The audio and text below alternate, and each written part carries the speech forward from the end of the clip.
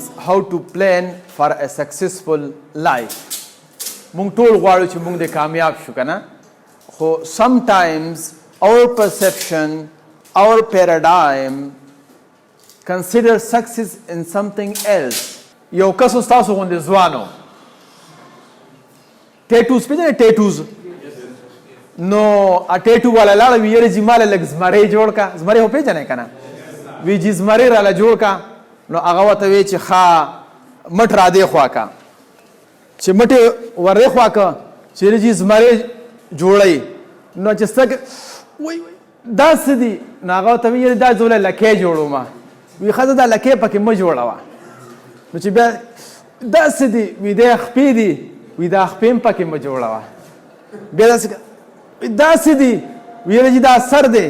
وی دا سر هم پکې مه جوړوه نو هغه ورته وی چې نه لکۍ وي نه خپې وي او نه سر وي نو دا به څنګه زمری وي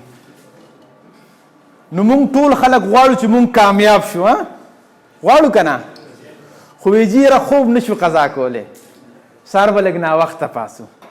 اکسرسایز یاره جی دا اکسرسایز خو نشمه کولی سټډي یاره جی سټډي ته خو مې املا ماتی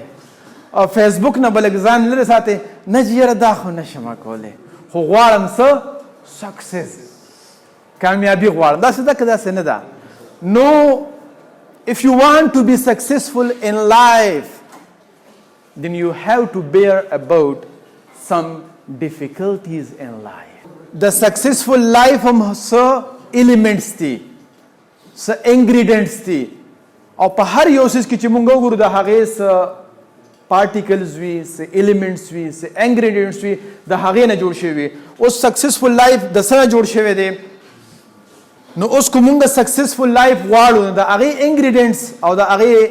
چې کوم items دي